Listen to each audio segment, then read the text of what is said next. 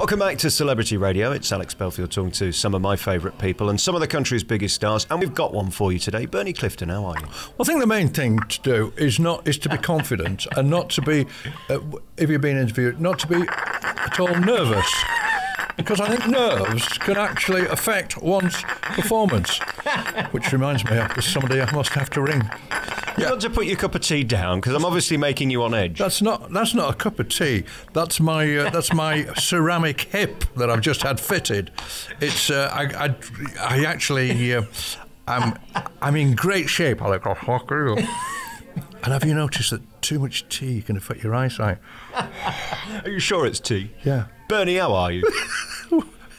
I'm very well considering. For my age and weight, leaning into the wind, I have got no major problems. I've got lots of minor ones, but you don't want to hear those. Is it amazing being you? I mean, to have a career in show business is one thing, but to survive and still be relevant and contemporary and here and doing it is extraordinary. Survive is a very important word. In fact, it's probably the most fitting word that one could latch onto when you're talking about my career. To survive my grandfather survived the Battle of the Somme. And his father, he survived. He was in the Battle of the Little Bighorn, with General Custer. Well, he wasn't actually in the battle. He was killed, but he was camping in the next field. He went round to complain about the noise. I come from a family of survivors. Yeah, we've survived since the day I was born. Actually, I was actually christened Friday Clifton because my dad looked at me and said to me, "Mum, I think we ought to call it a day." Thank you, Les Dawson. Is it great that you can walk in a room? I mean, I've just seen you today. We're here at a hotel just outside Chesterfield. Well, you call it a hotel. I think the thing is, the sign at the top, the S has fallen down. It's actually a hostel. It's a hostel for the homeless people in this area because there's been a bit of a fracas in the last few days. The council organised a free bus service for the homeless, but nobody knew where to get off, which was very unfortunate. And I actually... I hope that I'm in an environment, and I hope I'm at a time in my life when I can almost do what I want, Alex. People. I think younger people are very tolerant now of the aged. I think they see us with a more sort of measured eye than maybe I treated old people when I was a youngster. Well, not only that, we have a great respect, especially for people like you in the business, because quite honestly, there aren't many of you left. On Friday, I spoke to Ken Dodd, and we were talking about the fact that there really aren't many of you who did that sort of vaudeville cabaret entertainment style that are still doing it. You're one of a dying breed, which is incredible to learn from and see, because there aren't many people we can go and learn. You mean you started the conversation with Ken Dodd on Friday last and finished it on Tuesday morning? That's right. It was something like that. The governor, my hero, my lord and master, he, to me, is the epitome of what this business is all about. A man like myself who would be proud to be called an end-of-the-pier comedian, because that is where the best of times were had, with 3 generations of family being entertained and laughing royally. And one thing I would say, just very quickly, that's one of the most golden moments of my career is to perform on stage and see 3 generations, to see children laughing at something their parents can laugh at. That's we're a lucky bunch. I must have seen you hundreds of times over the years. I last saw you in Nottingham at a tribute show, and what you do is so brilliant because it's sort of double layered. You've got the young kids who can watch you and the bird. How do we describe that? What is that for a start? Let's start with that. What is it? Well, I think the question is more why, isn't it? Never mind what or when or how. It's why does he bother? It's an ostrich. You can call it a duck if you like, because it does impressions, and it's deaf. It's just a wild, silly prop that when I was on a roll in the 70s, I was developing. Les Dawson, another hero, saw me, my very first TV show at the City Varieties in Leeds in 1971. Les Dawson was topping the bill, and he took me to one side and he left me there. In fact, I've just got out. They only found me when they were renovating. I was behind the wallpaper. And I was actually, I was trapped by the dado. By the what? Yes, exactly. That's what I told the nurse. And it was, I went for an annual checkup. Then again, my eyes, I should have spelt annual. There was only one N in it. And Les said to me all those years ago, he said, "You're okay," he said, "but you're just doing what 100 other comics. Why don't you find a style that is you?" He said, "What do you love doing?" I said, "Well, I love visual comedy. I love mucking about with props and things." And he said, "Well, go out and be a visual comic, be a prop comic." And I did. I took him at his word, Alex. And the following day, this is true, I was in Chesterfield in the Oxfam shop. In the window had a full-size hearthrug lion skin.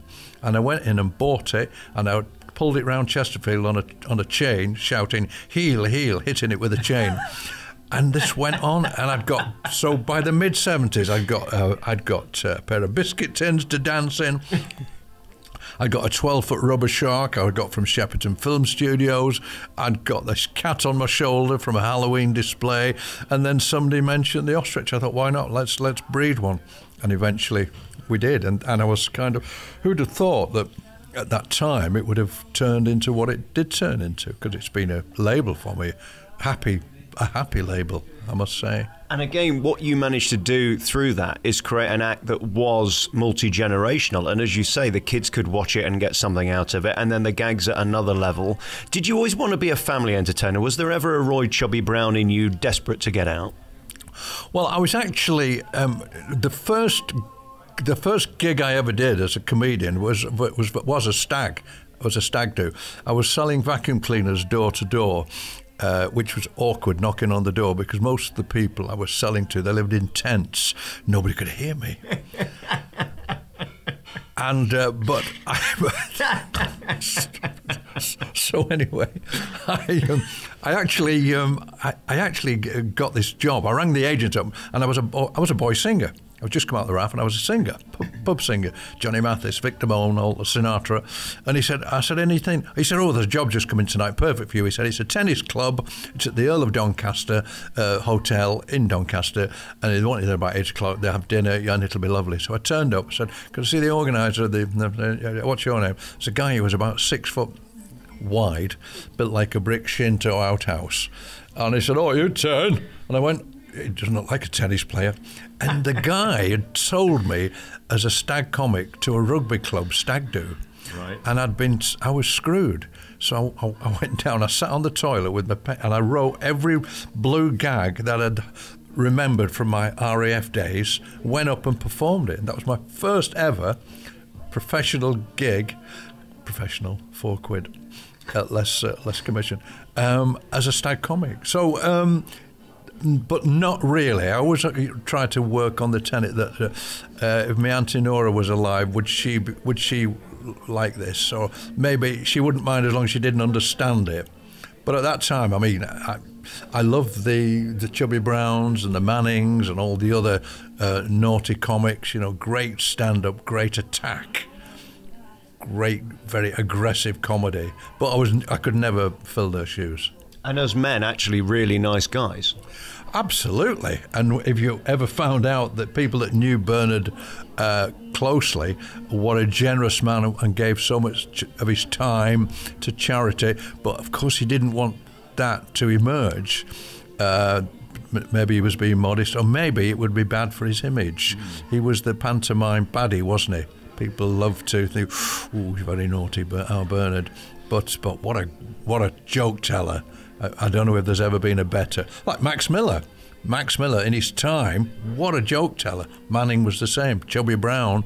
You watch those guys, you may not like the material, but the talent for getting a gag over, I think is unrivaled. I had a very unfortunate incident with Bernard about a year before he died, where he invited me to his home to do a live story interview, and he sat in his underpants. I'm glad you didn't do that today. Funnily enough, yeah, only because I've got those, you know, remember the string underpants and vest. Yeah, well, my underwear at the moment is in the car. I've just bought some Sprouts wholesale. And obviously, so I can't wear them for at least an hour or two.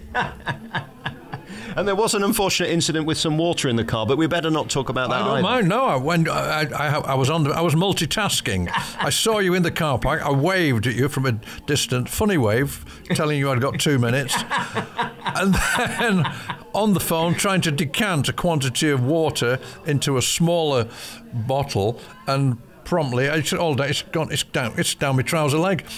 And that matron is the case for the defence. She's promised me a bed near the window. It's a shame, isn't it? It is a shame, yeah. You know, at this point, what's interesting about your life and career is that you are so loved within the business and have such respect. I can't expect you to comment on that. But I wonder for you being here now, whether you view it differently and the people you've worked with, because there is a love for you, isn't there, amongst young comics? And do you get to see that, or do you know about that? No, I'm not really aware. I'm not quite sure and as what...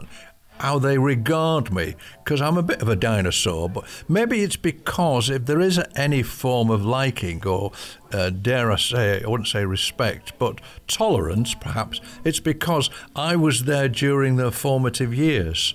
You know, when they were teenagers, 12, 13, 14, 15, 16, and getting a sniff for the business, I was that ridiculous guy running around on the back of a duck, which because it's visually very powerful, maybe I think in those years, interestingly, I was on The Voice in January, and Ricky Wilson, when he was 6, was scared to death with me. I'm on the ostrich and I ran at him. He was in an audience and he was petrified. But he said it kind of formed his childhood. It was a powerful, iconic image of this cartoon character, if you like, but in the flesh. So maybe that's got a lot to do with, I mean, when I look back at my comedy heroes, and I think of Laurel and Hardy, I think of the Marx Brothers, Abbott and Costello, they were, and then of course Doddy, when I was obviously a bit older, and Cooper. They mean a lot because you're forming opinions, and they're indelible, aren't they? They're on your mind forever. And again, I don't want to use a title from Gypsy, but you got to have a gimmick, and you did, and that's why people remember you. Big gimmick, yeah. I mean, who'd have thought when coming through the ranks in the clubs back in the 60s and the 70s with a day job, selling vacuum cleaners door to door, and just surviving and virtually going and being booked as bingo fodder. 3 songs bingo, 3 songs bingo, 3 songs bingo, and then the comedy crept in, and then the singing took a back seat, and as the comedy improved or sort of expanded, it's a long journey, isn't it? It's a long journey. So my basic bottom line feeling is one of privilege that I'm still around. They said to me last week at Radio Sheffield, every time somebody dies, we ring you. Who are we going to ring when you go? That's what friends are for, isn't it? And what do you want written on your gravestone? Well, we're being morbid, because it's interesting. Are you a comedian or are you a singer? Because the singing is really at your heart, but the comedian stuff is what we love you for. Yeah, I think it's that wonderful hackneyed term, really, that I would love. Entertainer. I do George Thornberry. Entertainer. Yeah, I think I am one. Barry Cryer always said that I spun off the time warp 20 years too late. I should have been immersed in variety and music hall, but I think I've got echoes of variety in my DNA somehow. In fact, you probably don't know. There's no way you would know, but my mother and father actually had a Romany act, and my dad used to play gypsy violin, and my mother used to go around the audience selling pegs. And it was, I think it was a matinee at the Apothecaries Hall in Dumfries. Business was bad. On the Monday matinee, they shot a stag in the circle. And my mother, who was heavily pregnant with me, actually gave birth to me during the matinee performance. Well, do you know, it went down so well, they kept it in the act. How do you think of these stories? It's extraordinary. it went down so well. Now that material is gleaned from different sources. Mike Craig, my hero, Mike Craig, sadly no longer with us. Our Mike, he was an academic and a lover, an archivist of all like that comedy. And I think there was a comedian called Jimmy Day. There was maybe Albert Maudsley. All these people who had contributed lines to that routine that I begged, borrowed, stole, and amassed. And it's a wonderful. And I tell that story about my mum and dad having a Romany act, which, you know, garners people's attention. Oh, that's interesting, yeah. My dad played a gypsy violin, and my mother went, and then there's the stag in the circle. Shot. No, I don't know. Well, that pegs was the first bit when I thought, hang on a minute. Imagine. And I think it's because it's the Apothecary's Hall in Dumfries, which is, can you imagine? It paints a picture. It's that's the wonderful thing. People like Les Dawson, off he'd go on these flights of fancy, and I worship the man. And he became... He was my mentor initially and became my long-term mentor over a number of years. We used to meet on these summertime specials, and he used to say to me, I didn't put you wrong with that visual comedy, did you? And I went, no, you didn't, mate. It was, I think at the time nobody could be bothered. I mean, I used to be on the road with a big, with a roadie, a pianist, my own sound equipment, the van full of props, the shark, the CO2 cylinders, all this rubbish that a stand-up comic would go, are you kidding? What do you need? They used to come in half an hour before the show, hang the suit up, say, I'm just going to the bar, I'll be back 10 minutes, and on they'd go. Whereas me, I'd be there at 2 in the afternoon. Did you ever come across a comic called Tom Menard? No. Another hero. Look him up. Tom, and worship Tom, and he was surreal. He was ahead of his time. He used to go in a club and he'd bring all the tools out of his car and he'd say to the poor concert secretary, where would be the best point to secure the tightrope, because I've got the seals. They're in the tank in the aquarium in the trailer, but I have to secure the tightrope. It's steel. I've got a 1/4-inch bit here. Do you have any roll plugs on the premises? And these poor people would go, what is that? Was Tom. So these people I've been privileged to grow up with.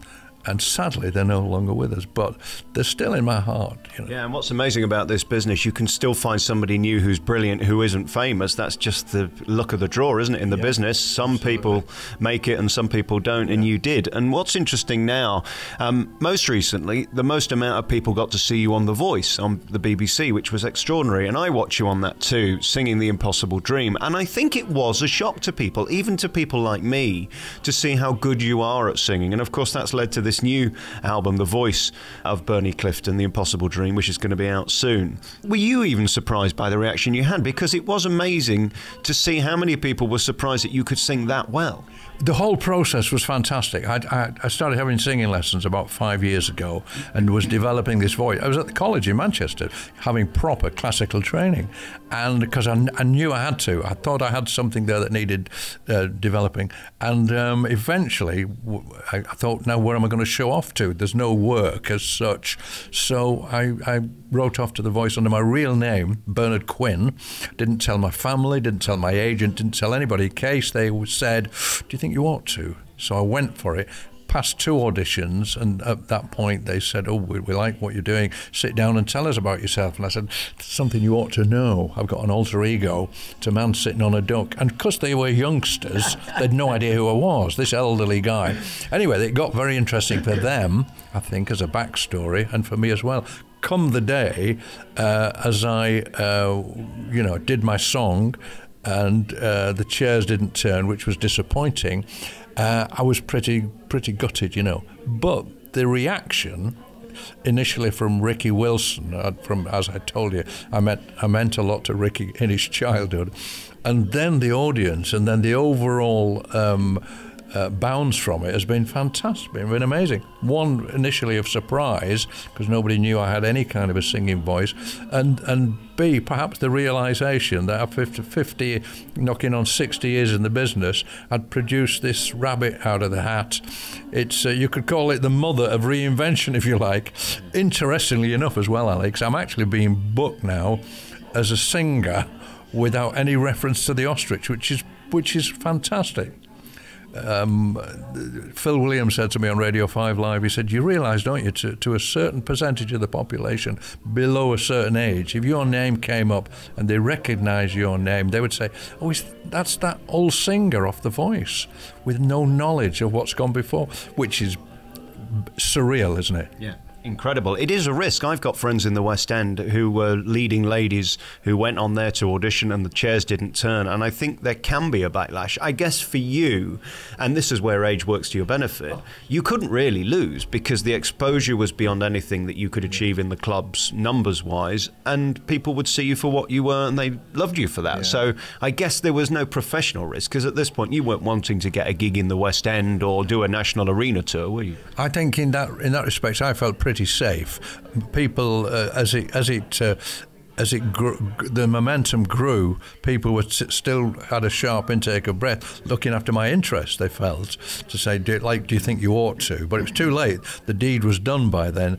But I agree with you, because I was going out wearing a different jacket, as doing something I'd never seen before. I didn't think it was anything other than a win-win situation. And I think it paid off beautifully, as we can hear in this new CD. And if anybody wants to hear you, you can just go on YouTube and put in Bernie Clifton. Sure, and Clifton.co.uk, and the news, it will be out there. We're coming up with a start date, with a launch date from it. I'm working on my autobiography. It's like pulling teeth. I'm not the greatest. I'm not the greatest when it comes to discipline. And in any moment now, I'm celebrating my 80th birthday, which, how the hell did that happen? I can't believe it. Just yesterday I was with Lionel Blair, and he's 81, and he said the same thing. Do you still view yourself as a 36-year-old? Well, until I look in the mirror and see me dad, I've got the same. I think you get tired quicker. I think your mental and emotional energy takes more of a shake to get you up to speed. But I think what we're all suffering from in this business is some form of addiction, and nothing can be a substitute for a round of applause, can it? And to go into and to touch people's lives and just I did a dinner I stood up at a dinner last night and spoke without any props. I just rambled for about 20 minutes, and it wasn't easy because I got no props to fall back on. Props in every sense of the word. But nevertheless, towards the end, as I gained their confidence and it went rather well, I realised coming home that you are actually, it's another sniff of that thing that comes down, that essence from above that we're all partial to. And in terms of the work, you are still busy and you are still working. It is tougher than it's ever been. And for people starting out at 25 who want to become Bernie Clifton, it's going to be a tough ride, isn't it? Because at least you had the clubs to begin and that sort of trajectory to get where you are today. Yeah, but you know what? Max Bygrave said to me 40 years ago, and we were talking about different people I knew he'd grown up with. He said, you've got to love it. He said, you've got to love it so much that it will conquer all the disappointments. It'll get rid of the bitterness. You've got to keep wading through it and rationalise what you're doing is so ridiculous and such a joy, and that would perhaps make you realise how privileged you are to do what you're doing. And that really, I have to keep reminding myself. And I think, Alex, as I get older, I have to remind myself more often. Yeah. Because you've got, when you're young, you're doing your 1,000 miles a week, you've got energy, you've got all going for you. Suddenly, slightest moment, you think, I'll have another siesta this afternoon. That's 2 today. But when the dust settles, I'm just a lucky boy. And when we look at those you got to work with, legends, the Dawsons, the Dodds, who was the one that really was the pinnacle where you thought, I've made it now? Well, I think to share a stage Les Dawson was brilliant. I did Ken Dodd's. I think he was 82. It was his sort of celebratory spot. I did a spot on his show at the Palladium about 8 years ago, and to tread the boards and to stand in the middle of that stage I did a double act with Ken Barlow, with William Roach. I was there for that. I'd forgotten you were there. Way. Yeah, well, that was Ken. And so to be in the company of the Kings, it's a fantastic. Growing up in St Helens and going around the pubs for £2 a night with Terry O'Connor with an act called the Two Terrys, who would have dreamed? I would never have dreamed that. But it's a great. I'm just treasured, just privileged. And still at it, still doing the radio show on BBC Sheffield. BBC Radio Sheffield. It's live-ish. It goes out at the weekends. Great fun. It's a little panel show. It's like Mock the Week for the elderly, I tell them. And we have such a great time. 30 or 40 people in the studio. We'll do everything I ask them to do. What an audience. It's like a little club. We're travelling round and we get a couple of good guests every week. That's great fun. That keeps me active. Little odd gigs. We're doing something on Saturday at the Academy Theatre in Barnsley. It's a tribute to Paul Daniels. Paul had the date booked, and instead of cancelling it, we're all turning up and we're giving the proceeds to his charity, to Brain Tumour Charity. So there's that's something positive. So if I keep repeating the phrase, I'm a lucky boy, it's because it's true. Yeah, and we were lucky to have you too. I mean, the memories that you gave people like me, we'll never forget. And the joy you've given over the years and the fun and the laughs. It's a wonderful act, and congratulations. The voice of Bernie Clifton is the new CD, The Impossible Dream, is out shortly. Thank you so much for your time. Is the check in the post? It is indeed. It's second class, so I don't know when it'll arrive. Second class. That reminds me of my act.